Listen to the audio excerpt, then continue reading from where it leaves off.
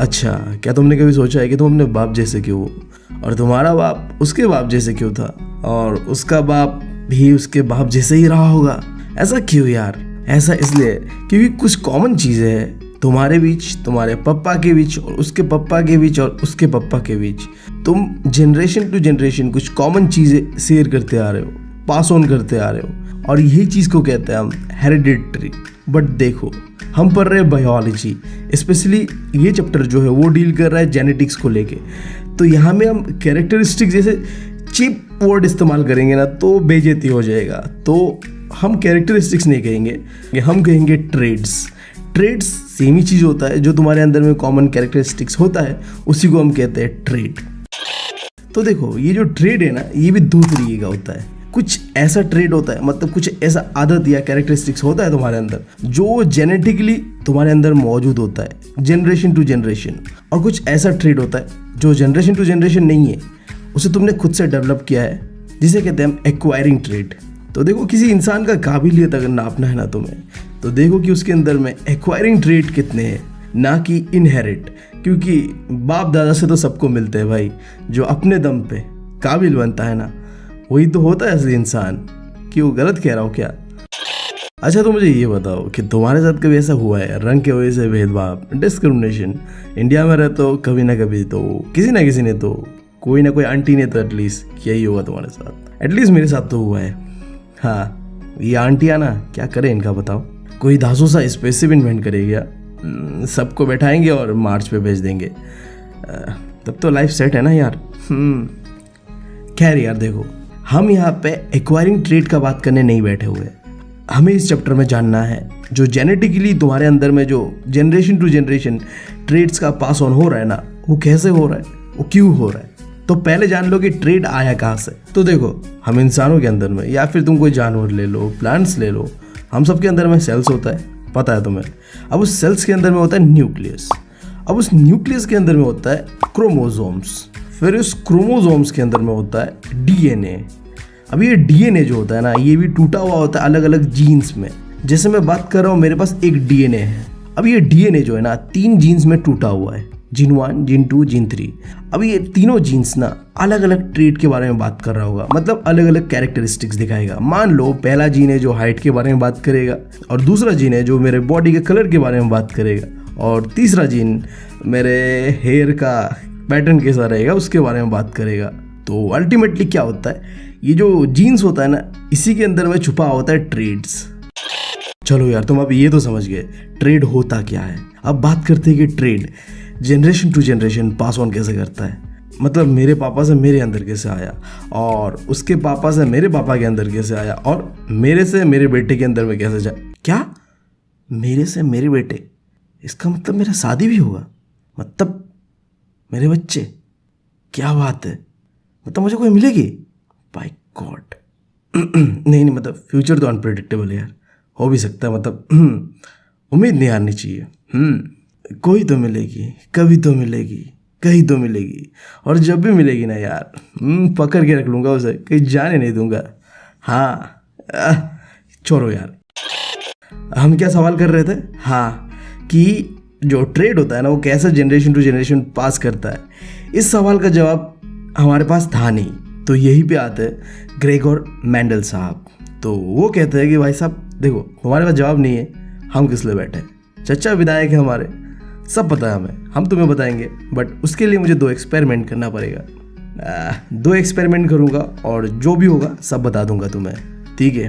तो उनका एक्सपेरिमेंट होने देते हैं, तब तक हम जानते हैं कि ये ग्रेगर मेंडल कौन था, इनका क्या कंट्रीब्यूशन था इनहेरिटेंस ऑफ ट्रेड को लेके। हाँ, थोड़ा देख लेते हैं यार बेसिक्स। तो देखो, ये मेंडल साहब को कहा जाता है कि ये है फादर ऑफ जेनेटिक्स। हाँ, ये जो जेनेटिक्स का स्टडी है ना, जो कि अभी हम पढ़ रहे हैं, उसका फादर कौन था? ये मेंडल साहब था, ठीक है? क्या यार चचा, तुम तो बाप निकले। मतलब हाँ, ठीक है। फिर इन्होंने किसके ऊपर काम किया है? इन्होंने इनहेरिटेंस ऑफ ट्रेड जो होता है कि कैसे एक जनरेशन से दूसरा जनरेशन कोई भी ट्रेड ट्रांसफ़र होगा ना, उसके ऊपर लॉज दिया। तो ये जो लॉज है उसने दिया एक्सपेरिमेंट करके। 2 एक्सपेरिमेंट किया था, और वो एक्सपेरिमेंट किया था किसके ऊपर पता है? पी। हाँ, अजीब सा प्लांट है, गेस करो क्या हो सकता है ये? अरे यार मटर, कुछ भी, ग्रीन मटर। पनीर के साथ क्या सही लगता है नहीं खाने पे? यार अब वीडियो बनाओ या पनीर खाने चलो यार। देखो यार तुम मुझे प्रॉमिस करो, अगर एग्ज़ाम में अच्छे मार्क आए ना तो तुम्हारी तरफ से मेरे लिए पनीर बिरयानी, ठीक है? बोलना मत। तो कभी कभी सीबीएसई वाले चच्चा ना क्वेश्चन ऐसे पूछते हैं कि बताओ यार, ये मेंडल साहब ने अपने एक्सपेरिमेंट के लिए ये पी प्लांट्स को ही क्यों चुना? कुछ और चुन लेते यार, इतना ज़्यादा प्लांट्स है दुनिया में, हमें ही चुन लेते यार। हम तो इंसान है, हमें हमारे ऊपर ही एक्सपेरिमेंट कर लेते। नहीं, इन्हें तो प्लांट्स के ऊपर ही करना था। क्यों? देखो बहुत ही सिंपल सा एक्सप्लेनेशन दिया उन्होंने। पहला चीज़, इन्हें उगाना आसान रहता है, और दूसरा चीज़, इनका लाइफ साइकिल बहुत ही छोटा रहता है। अब मान लो एक्सपेरिमेंट हमारे ऊपर होता है तो बेचारा मेंडल साहब कितने साल जीते? 100 साल मान लो, तो कितना जनरेशन्स को स्टडी कर पाता? मुश्किल से 1 या 2। वहीं पे ये जो पी प्लांट्स है ना, इसका इन्होंने 3-4 जनरेशन को स्टडी किया, क्योंकि इनका लाइफ साइकिल छोटा था। और तीसरा चीज़, इनके अंदर में आसानी से हम क्रॉस पॉलिनेशन करा सकते हैं। मतलब 2 प्लांट लिया, इन दोनों के बीच, हाँ पता है तुम्हें क्या होता है, वो वर्ड का मैं इस्तेमाल नहीं करूँगा। मतलब यार क्या बताऊँ, जो रिप्रोडक्शन वाला चैप्टर था उसे तो यूट्यूब वालों ने डायरेक्ट एज रिस्ट्रिक्ट कर दिया। क्या बताओ यार, अब उस चीज़ों का इस्तेमाल नहीं करूँगा। हाँ, फिर जो है सीड्स का वैरायटी बहुत ज़्यादा अवेलेबल था। और आखिरी चीज़, यहाँ पे 7 पेयर्स ऑफ कॉन्ट्रास्टिंग कैरेक्टरिस्टिक्स है।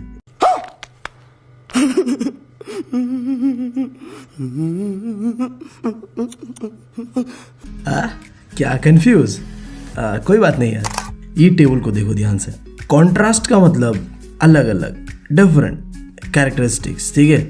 यहाँ में कैरेक्टरिस्टिक्स दिया हुआ है पी प्लांट का, जैसे कि उसका हाइट कैसा रहेगा, सीड का कलर कैसा रहेगा, सीड का शेप कैसा रहेगा, फ्लावर का कलर कैसा रहेगा, फ्लावर का पोजीशन कैसा रहेगा, पी का कलर कैसा रहेगा, और पी का शेप कैसा रहेगा। अलग अलग कैरेक्टरिस्टिक्स है। अब देखो ये जो अलग अलग कैरेक्टरिस्टिक्स है ना, ये भी अलग अलग तरीके का हो सकता है। जैसे कि मैं हाइट का बात कर रहा हूँ, तो हाइट ना पॉसिबिलिटी है कि जो भी पी प्लांट होगा वो लंबा भी हो सकता है, वो छोटा भी हो सकता है। तो देखो इसी को कहता है कॉन्ट्रास्टिंग कैरेक्टरिस्टिक्स। मतलब तुम्हारे अंदर में एक कैरेक्टरिस्टिक्स है, मतलब एक ट्रेड है, वो ट्रेड 2 तरीके से हो सकता है। या तो तुम लंबे भी हो सकते हो, या तो तुम छोटे भी हो सकते हो। अब ये पूरी तरीके से डिपेंड करेगा कि तुम्हारे अंदर में कौन सा कैरेक्टर डोमिनेट कर रहा है। क्या ऐसे क्या देख रहे हो? डोमिनेट कैरेक्टर क्या होता है नहीं पता? देखो यार, तुम्हारे अंदर में 2 कैरेक्टर्स होता है, एक जो तुम्हारे पापा से मिला हुआ, एक जो तुम्हारे मम्मी से मिला हुआ।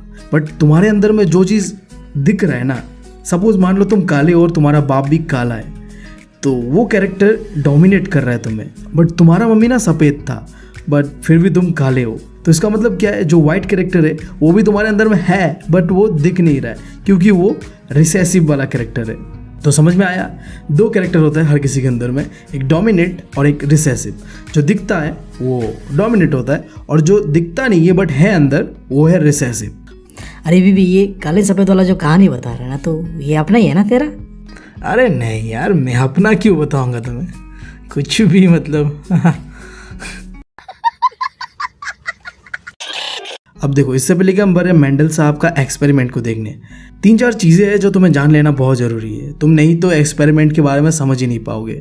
आई नो तुम्हें पता होता होगा, क्योंकि एग्ज़ाम 2 दिन बाकी है, अब क्या ही मैं बता दूंगा। बट फिर भी जो बेसिक चीज़ है, जो तुम एक बार अगर समझ गए ना, तो एक्सपेरिमेंट तुम्हारे लिए पानी पानी होगा। तो देख लेते हैं। सबसे पहला चीज़ है अलील क्या है। जो जीन्स होता है ना, जीन्स के अंदर में जो कैरेक्टर्स होता है, जिसे हम ट्रेड कहते हैं, वही तो है अलील। देखो सिंपल सा बात ये है कि तुम कुल मिला के कह सकते हो कि अलील, ट्रेड, कैरेक्टर्स ये सेम चीज़ ही है।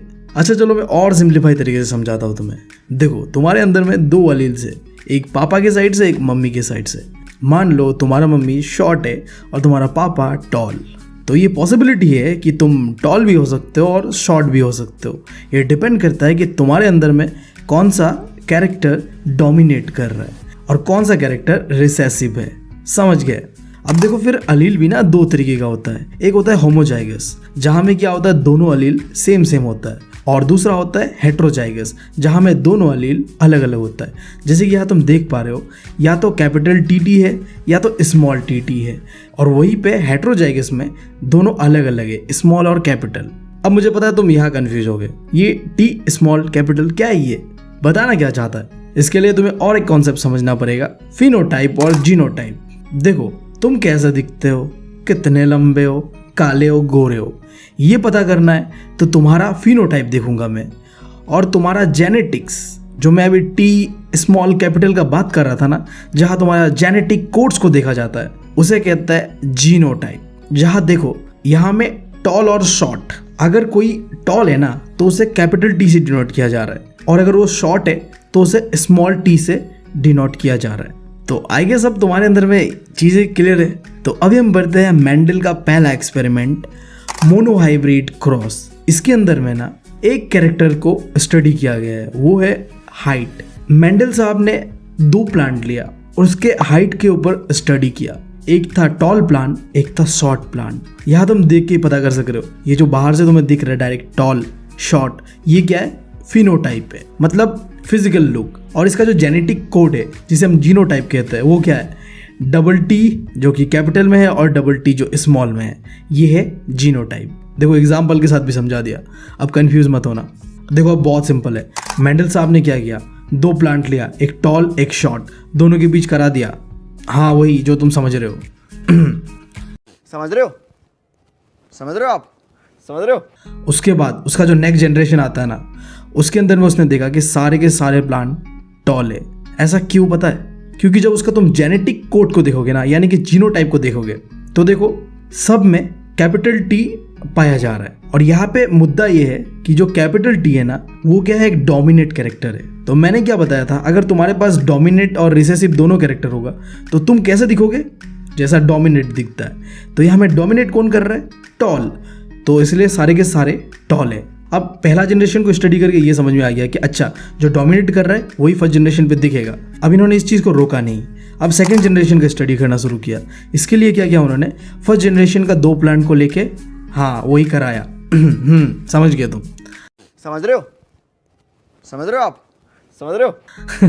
तो जब वो किया ना, तो जो सेकंड जनरेशन आता है उसके अंदर में 3 प्लांट टॉल होता है और 1 प्लांट शॉर्ट होता है। देखो क्यों शॉर्ट होता है, तुम तीनों प्लांट को देखो, यहाँ में एक कैरेक्टर जो कैपिटल टी है वो डोमिनेट कर रहा है, इसीलिए ये तीनों टॉल है। बट आखिरी वाला में ना कोई डोमिनेट कैरेक्टर है ही नहीं, यहाँ में दोनों के दोनों स्मॉल टी है, यानी कि ये रिसेसिव कैरेक्टर्स है, तो इसीलिए ये शॉर्ट है। तो यही है मेंडल का पहला एक्सपेरिमेंट, जहाँ में जो पेरेंट्स से जो फर्स्ट जनरेशन बनता है उसके अंदर में सारे के सारे कैरेक्टर डोमिनेट वाले होते हैं, इसलिए वहाँ सबके सब टॉल होते हैं। और वहीं पे सेकंड जनरेशन पे थोड़ा वेरिएशन देखने मिलता है, क्योंकि वहाँ में कुछ एक ऐसा ब्लंट होगा जहाँ में डोमिनेट नहीं कर रहा होगा कोई कैरेक्टर, तो वहाँ पे वेरिएशन होगा, यानी कि शॉर्ट एंड टॉल का कॉम्बिनेशन होगा। अब देखो यहाँ पे एक क्वेश्चन जो सीबीएसई वाला चच्चा पूछ सकते हैं तुमसे कि ये जो तुमने मोनोहाइब्रिड का एक्सपेरिमेंट किया ना, इसका जीनोटाइप और फिनोटाइपिक रेशियो बताओ। तो देखो बहुत आसान है, तुम्हें पहले ये पता होना चाहिए कि ये जीनो और फिनोटाइप जो निकालेंगे हम, ये सेकंड जनरेशन का ही हमें पूछेगा ज़्यादातर, ठीक है। तो तुम्हें पता है कि सेकंड जनरेशन में 4 प्लांट होता है, 3 टॉल 1 शॉर्ट, तो जो इसका फिनोटाइपिक रेशियो होगा वो होगा 3:1। 3 टॉल है और 1 शॉर्ट है, समझ गए कैसे हुआ। फिर जो इसका जीनोटाइप है वो होगा 1:1, यानी कि एक ऐसा प्लांट होगा जिसके अंदर में दोनों ही कैपिटल है, और 2 ऐसा प्लांट है जहाँ में मिक्स है, कैपिटल टी भी है स्मॉल टी भी है, फिर एक जिसके अंदर में 2 स्मॉल टी है, तो इसलिए 1:1। देखो यहाँ पे दिया भी हुआ है, तुम अगर कंफ्यूज हो तो देख सकते हो। हाँ तो अब इसके बाद मेंडल का दूसरा एक्सपेरिमेंट डाइहाइब्रिड। इसके अंदर में 2 कैरेक्टर्स को स्टडी किया गया था, पहला सीड का कलर और दूसरा सीड का शेप। कलर के अंदर में 2 कलर, ग्रीन और येलो। यहाँ में देखो याद रखने वाला बात यह है कि येलो कैरेक्टर जो डोमिनेट कर रहा होगा और ग्रीन कैरेक्टर रिसेसिव में होगा, और जो रिसेसिव होता है उसे हम स्मॉल लेटर से देते हैं, ये तो पता ही है तुम्हें। और सीड का बात करें तो वहाँ होगा रिंकल और राउंड। तो यहाँ में भी जो याद करने वाला बात है कि राउंड शेप डोमिनेट करेगा और रिंकल शेप रिसेसिव होगा। तो चलो अब ये एक्सपेरिमेंट करने के लिए भी हम कार्यक्रम करते हैं जो हमने फर्स्ट एक्सपेरिमेंट में किया था, यानी कि इन दोनों के बीच हम वो करवाएंगे यार, समझ जाओ। तो तुम्हारे पास यहाँ 2 सीड्स है, एक है जो कि राउंड तो है बट वो ग्रीन है, यानी कि एक कैरेक्टर डोमिनेट वाला है और एक रिसेसिव वाला है, और दूसरा सीट जो देखने में रिंकल है और कलर जो है येलो है। यहाँ में भी एक कैरेक्टर डोमिनेट है और एक कैरेक्टर रिसेसिव है।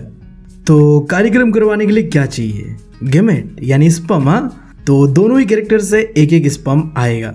जैसे फर्स्ट वाले से आएगा कैपिटल आर और स्मॉल वाई, और सेकेंड वाले से आएगा स्मॉल आर और कैपिटल वाई, और इन दोनों को मिलके होगा फर्स्ट जनरेशन। अब फर्स्ट जनरेशन देखने में होगा कैसा?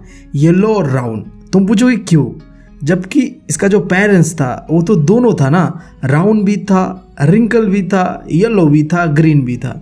ऐसा क्यों? देखो ऐसा इसलिए मैंने बताया, फर्स्ट जनरेशन पे हमेशा ही जो डोमिनेट है वही रहेगा। तो डोमिनेट कौन सा कर रहा है? राउंड डोमिनेट करता है, और कलर में कौन सा डोमिनेट करता है? येलो डोमिनेट करता है। तो इसके वजह से ये राउंड है और येलो है। अब पहला जनरेशन तो हमें मिल चुका था, बट इससे हमारे मेंडल साहब को सुकून तो नहीं मिलेगा। उन्हें तो बायोलॉजी का फुल मजा लेना है। मतलब भाई साहब, बायोलॉजी का सही उपयोग करना तो कोई इनसे सीखे। तो चलो आओ सेकंड जनरेशन भी निकालते हैं, ये जो फर्स्ट जनरेशन है उन दोनों के बीच करवा के। सही है मेंडल साहब, बहुत अच्छा। कैसी अपमानजनक बातें कर रहा है लड़का, ये अश्लील है ये लोंडा। तो यहाँ पे हमने लिया 2 सीड फर्स्ट जनरेशन वाले। अब जब इन दोनों के बीच हम करवाएंगे ना, तो यहाँ पे दोनों सीट के बीच इस सीट का 4 पॉसिबिलिटीज बन सकता है और इस सीट का भी 4 पॉसिबिलिटीज बन सकता है। ये मैं क्या बता रहा हूँ, पॉसिबिलिटीज क्या है ये? देखो तुम्हें पता है यहाँ पे एक सीट के अंदर में 2 कैरेक्टर्स है, एक शेप वाला एक कलर वाला। तो दोनों कैरेक्टर्स में से हर एक कैरेक्टर अपना एक एक गेमेट यानी स्पम देगा। अब सवाल उठता है कि कौन सा स्पम यानी कि कौन सा गेमेट देगा, और वो गेमेट कलर वाला कैसा होगा और शेप वाला कैसा होगा, ये चीज़ों को जानना है हमें अभी। तो यहाँ पे इस सीट का 4 पॉसिबिलिटीज होगा और इस सीट का भी 4 पॉसिबिलिटीज होगा, जो कि मैंने यहाँ दे दिया है। देखो मैं पहला वाला बता रहा हूँ तुम्हें, दोनों का सेम ही रहेगा, एक जान लो बराबर है। या तो देखो दोनों ही डोमिनेट वाला होगा, यानी कि जो शेप वाला होगा वो भी राउंड आएगा और जो कलर होगा वो भी येलो आएगा। या फिर दूसरा पॉसिबिलिटी ये हो सकता है कि कोई एक डोमिनेट वाला हो, जैसे कि यहाँ देखो आर जो है वो डोमिनेट वाला है जो कि एक है, और वाई जो है डोमिनेट वाला नहीं, ये रिसेसिव वाला है। फिर तीसरा नंबर पे देखो यहाँ पे वाई जो है वो डोमिनेट वाला है, और आखिरी पॉसिबिलिटी ये बन सकता है कि दोनों के दोनों ही रिसेसिव हो। तो जो इस सीट में बना हुआ है ऑब्वियस सा बात है इधर भी ऐसा ही बनेगा। तो अब इन 4 और 4 8 पॉसिबिलिटीज को हमें क्या करना पता है? कंबाइन करके सीट्स बनाना है, ठीक है। तो 4 और 4 8 पॉसिबिलिटीज से जो सीट बनेगा वो बनेगा टोटल 16 सीट्स। मतलब देखो मैं कहना ये चाह रहा हूँ, जो ये 4 और 4 8 पॉसिबिलिटीज जब मिलेगा ना, तो इससे 16 तरीके का सीट्स बन सकता है। मतलब अलग अलग कॉम्बिनेशन, समझ रहे हो बात? जैसे कि जो हमने मोनो हाइब्रिड में देखा था कि जो सेकंड जनरेशन में सिर्फ 4 बना था, बट यहाँ पे 16 बनेगा। 16 अलग अलग कलर शेप दिखेगा हमें। तो इसे दिखाने के लिए, क्योंकि इतना ज़्यादा है, सिंपली तो नहीं दिखा सकते जैसे हमने मोनो हाइब्रिड पे दिखाया था। तो यहाँ पे हम एक टेबल का इस्तेमाल करते हैं जिसे हम कहते हैं प्यूनिट स्क्वायर। तो यहाँ पे हम क्या करेंगे, जो फर्स्ट जनरेशन में 2 सीट्स का पॉसिबल कम्बिनेशंस था उन्हें लिख देंगे ऊपर पे। ये देखो ऊपर और ये नीचे बराबर। अब हम इन दोनों के बीच करवाएंगे वही जो हम अक्सर करवाते हैं, और जिससे हमारे मेंडल चाचा को बहुत मज़ा भी आ रहा है। समझ रहे हो? समझ रहे हो आप? समझ रहे हो? और इससे कितना कम्बिनेशन बनेगा वो देखेंगे। तो 16 में से मैं तुम्हें ट्राई करूंगा कि 8 को समझा देने का, और बाकी 8 तुम खुद से समझोगे। तो पहला कॉम्बिनेशन लेते हैं। देखो ये भी डोमिनेट है और ये भी डोमिनेट है। जब 2 डोमिनेट मिलेगा तो बनेगा ऐसा। फिर दूसरा कॉम्बिनेशन, यहाँ तो दोनों ही डोमिनेट है बट यहाँ में कोई एक है, कौन सा है? आर। तो कुछ ऐसा बनेगा ये। फिर मान लो कि तीसरा, यहाँ तो वही रहेगा। अब इससे हम क्या करेंगे, इससे मिलाएंगे। यहाँ में वाई डोमिनेट कर रहा है तो वो ऐसा दिखेगा। अब मान लो कि एक डोमिनेट और एक रिसेसिव, तो वो ऐसा दिखेगा। ये हो गया 4 कॉम्बिनेशंस। अब आगे देखते हैं। अब मान लो कि इसमें क्या है, आर सिर्फ डोमिनेट कर रहा है, ठीक है। अब इसके साथ हम इसे करेंगे, यहाँ में तो दोनों ही डोमिनेट कर रहा है, तो यहाँ में ऐसा करेंगे तो वो कुछ ऐसा बनेगा। फिर इसी तरीके से हम जाते रहेंगे, जहाँ यहाँ तो तुम्हें पता है आर डोमिनेट कर रहा है और यहाँ भी आर डोमिनेट कर रहा है, तो यहाँ में ऐसा कुछ बनेगा। फिर वही चीज़, हाँ यहाँ तो आर ही डोमिनेट कर रहा है और यहाँ पे वाई डोमिनेट कर रहा है, तो यहाँ कुछ ये दिखने में सीट को ऐसा होगा अगर ये दोनों मिलते हैं। फिर ये है इसका, और फिर मान लेते इसे, तो यहाँ पे जहाँ में यहाँ तो आर डोमिनेट कर रहा है, बट यहाँ क्या डोमिनेट कर रहा है, यहाँ कुछ नहीं कर रहा है। जब एक डोमिनेट कर रहा होगा और यहाँ एक भी डोमिनेट नहीं कर रहा होगा तो जैसे सीड बनेगा वो कुछ ऐसा बनेगा। तो ऐसे ही बाकी 8 को तुम खुद से करोगे और करने के बाद जो तुम्हें दिखेगा ना वो कुछ ऐसा होगा। अब हमने पूरा निकाल लिया प्यूनिट स्क्वायर में जो भी कॉम्बिनेशन बन सकता था। अब देखना है कि सीड कैसा दिख रहा है। जैसे जो पहला सीड है ना वो येलो है और राउंड है। तो राउंड इसलिए क्योंकि दोनों डोमिनेट है, और येलो इसलिए क्योंकि वाई है जो कि डोमिनेट वाला ही है। ये तो देख लिया। अब देखो ये ग्रीन क्यों है बताओ। ये ग्रीन इसलिए, देखो यहाँ में राउंड का बात कर रहे थे तो राउंड तो है, बट यहाँ में ये स्मॉल वाई है, दोनों के दोनों ही स्मॉल वाई है। और मैंने क्या बताया था, अगर कोई एक डोमिनेट कर रहा होगा तब वो डोमिनेट वाला दिखेगा, बट अगर दोनों के दोनों रिसेसिव होगा तो वो रिसेसिव ही दिखेगा। तो तुम्हें पता है स्मॉल वाई क्या को रिप्रेजेंट करता है, ग्रीन को। तो ये ग्रीन दिख रहा है इसलिए। और जो कैपिटल आर है वो तो डोमिनेट कैरेक्टर है, तो ये राउंड है इसलिए। फिर देखो ये येलो है, बट ये कैसा है, देखो रिंकल शेप का है। येलो है मतलब ये डोमिनेट है, बट यहाँ देखो स्मॉल आर है इसीलिए वो रिंकल है, जो कि रिप्रेजेंट करता है रिसेसिव कैरेक्टर को। तो तुम्हें पता है रिसेसिव कैरेक्टर कौन सा वाला था, रिंकल वाला। तो देखो इसे अगर समझना है ना तो तुम्हें ये चीज़ जो है इसे याद कर लेना पड़ेगा। इसे याद कर लोगे ख़त्म कहानी, ठीक है। कि आर क्या को रिप्रेजेंट करता है, राउंड को। स्मॉल आर क्या को रिप्रेजेंट करता है, रिंकल। कैपिटल वाई क्या को रिप्रेजेंट करता है, येलो। स्मॉल वाई क्या को रिप्रेजेंट करता है, ग्रीन। उसे देखोगे और इस टेबल को देखोगे तो तुम समझ जाओगे। अब एक आखिरी चीज जो कि डाई हाइब्रिड क्रॉस के अंदर में तुम्हें जानना है, फिनोटाइपिक और जीनोटाइपिक रेशियो पढ़ा था ना हमने मोनो हाइब्रिड पे। अब यहाँ में भी हमें वही चीज़ जानना है, बट एक चीज़ हमें यहाँ पे जीनोटाइपिक रेशियो नहीं जानना है, हमें सिर्फ और सिर्फ जानना है फिनोटाइपिक रेशियो। फिनोटाइपिक मैंने बताया तो मैं लुक देखने में कैसा है, हमें यहाँ देखना है कि सीड का कलर कैसा है, येलो या ग्रीन। सीड का शेप कैसा है, राउंड या रिंकल। तो हमने जो 16 सीड्स का पॉसिबिलिटीज़ देखा था प्यूनिट स्क्वायर में, उन सब में से ना 9 ऐसा सीड्स है जो कैसा है, राउंड है और येलो है, और 3 ऐसा सीड्स है जो कैसा है, रिंकल और येलो है, और 3 ऐसा है जो राउंड और ग्रीन है, और आखिरी एक लौता ऐसा है जो रिंकल है और ग्रीन है। तो कुल मिला के बात यह है कि जो फिनोटाइपिक रेशियो है ना डाई हाइब्रिड का, वो कैसा है, 9:3:1 का रेशियो पे है। याद रहेगा ये चीज़। ये चार्ट को एक बार देख लेना और प्रैक्टिस करना, लिख के प्रैक्टिस करना, याद रह जाएगा। अब हम लॉ को देखते हैं जो इससे बन रहा है। यहाँ हम वापस आएंगे फिर से तो मैं और थोड़ा समझाने के लिए, बट हाँ लॉ के ऊपर देखते हैं। तो ये दोनों एक्सपेरिमेंट्स है। हमारे मेंडल साहब को 3 लॉस मिलता है, जिसे तुम कह सकते हो 3 प्रिंसिपल्स ऑफ मेंडल। पहला प्रिंसिपल है लॉ ऑफ डोमिनेंस, जो कि मैं तब से बता रहा हूँ तुम्हें। जब हम दोनों प्योर ब्रीड्स को करवाएंगे ना तो उससे जो पहला जनरेशन निकलेगा उसके अंदर में जो कैरेक्टर डोमिनेट कर रहा है वही पूरे जनरेशन के अंदर में देखने मिलेगा। जैसे कि यहाँ में हम हाइट का बात कर रहे हैं, तो हाइट में जो टॉल वाला है वो कैपिटल टी से डिनोट कर रहा है, और यही है डोमिनेंट कैरेक्टर।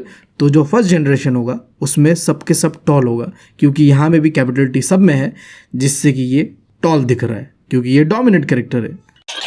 फिर दूसरा लॉ ऑफ सेग्रीगेशन।